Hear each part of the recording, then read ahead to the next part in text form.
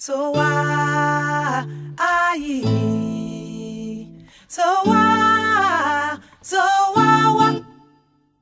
Bonjour, je suis Elvis Conan, professeur de sciences à ENCO Riviera. Je suis également chargé du suivi psycho-éducatif des enfants à besoins spécifiques. Comment j'ai été formé au soutien des élèves à besoins spécifiques. Je suis titulaire d'un diplôme d'État en éducation spécialisée.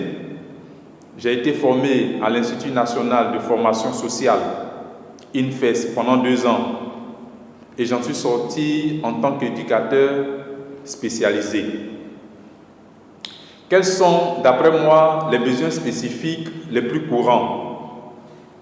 L'inclusion est souvent associée aux élèves qui ont des limitations fonctionnelles et aux élèves qui sont perçus comme ayant des besoins éducatifs spéciaux. Partant de là, j'ai scindé les besoins spéciaux en 3 catégories. Il y a d'abord les élèves qui ont des difficultés d'ordre scolaire. Ce sont les élèves qui ont des difficultés d'apprentissage scolaire, qui n'arrivent pas à apprendre leurs leçons, qui n'arrivent pas à comprendre ce que les professeurs enseignent. Il y a aussi des élèves qui sont dyslexiques, des élèves qui sont dysgraphiques. À côté de ceci, il y a une deuxième catégorie d'élèves qui sont des élèves qui ont des problèmes affectifs ou des problèmes psychologiques qui font que ces enfants ont un manque de confiance en soi ou bien une mauvaise estime de soi due souvent à des problèmes familiaux ou bien à des problèmes même liés à leur environnement immédiat, c'est-à-dire à la classe. Une dernière catégorie qui est la catégorie des élèves en situation de handicap ou des élèves développant des troubles de comportement. Parmi ceux-ci, on note des enfants atteints d'autisme, des enfants qui ont des troubles aigus ou sévères de l'attention, ou bien des enfants qui ont des retards mentaux, tout simplement. Quels sont les besoins spécifiques les plus rares que j'ai rencontrés?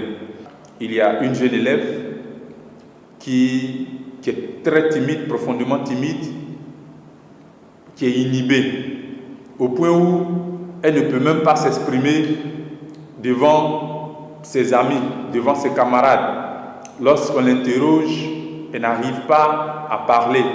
Pourtant, ses évaluations montrent qu'elle est une élève très brillante. Elle fait partie même des élèves les plus brillants de sa classe, mais qui n'arrive pas à parler. Lorsqu'on l'interroge, elle tremble. Quand elle est contrainte même de le faire, elle tremble. Elle a du mal à parler, elle a du mal à s'exprimer. Ça, c'est un cas rare que j'ai rencontré durant mon parcours en tant qu'enseignant.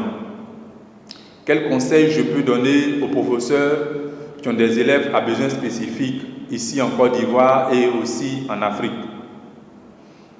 Les conseils que je peux leur donner est qu'ils doivent être beaucoup plus regardants vis-à-vis de ces enfants qui ont des difficultés.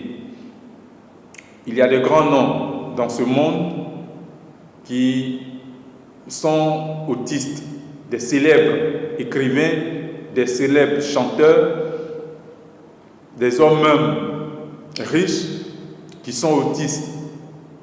Einstein, ce célèbre physicien qui a marqué les sciences, qui continue de marquer même la science dans ce monde, est autiste. Mozart est autiste. Il y a beaucoup d'autres noms, beaucoup de grands noms dans ce monde qui sont autistes. Le système IB, par l'entremise des écoles ENCO, plus précisément ENCO Riviera, a développé une politique qui vise à aider les enfants qui ont des difficultés. Nous, en tant qu'enseignants, nous devons accompagner cette politique. Nous, en tant qu'enseignants, nous devons aider ces enfants qui ont des difficultés à connaître une réussite comme les autres qui sont dits entre griffes normaux ou sains. Ces enfants ont de la valeur, ces enfants ont des qualités, ils ont des capacités même intellectuelles hors normes. Il y a un enfant qui peut même enseigner l'astronomie. Pourtant, il n'arrive même pas à écrire une phrase. Pourtant, il est dysgraphique. Il est très brillant. Mais à l'oral, à l'écrit, il ne peut rien écrire. Faut-il laisser cet enfant? Non. Il y a un autre qui est aussi brillant en sciences, parce que je le prends particulièrement en sciences, mais bien entendu dans les autres matières. Il est très brillant, mais qui est dysgraphique. Ce sont des autistes, ces deux enfants dont je parle. Ils sont autistes carrément, mais ils sont très brillants. Est-ce qu'il faut abandonner ces enfants? Est-ce qu'il faut laisser ces enfants? Non, il faut les aider. Cela revient à nous, enseignants, de le faire. Nous, enseignants, de les aider. C'est notre rôle. Quelle lecture je peux proposer aux professeurs africains sur ce sujet? Il y a le guide de l'éducation inclusive écrit par Tony Bott et Mel Einstein, révisé en 2002, qui traite de ce sujet qui est très riche dans ce domaine-là. Il y a aussi les principes directeurs pour l'inclusion dans l'éducation, publié par l'UNESCO en 2009, qui est aussi riche, qui peut beaucoup aider les enseignants à vraiment développer la politique inclusive dans les différentes écoles. Il y a l'éducation inclusive écrite par Handicap International qui aide dans ce sens-là. Merci pour ce bref exposé. Je reste à votre disposition pour toute autre question. Merci. So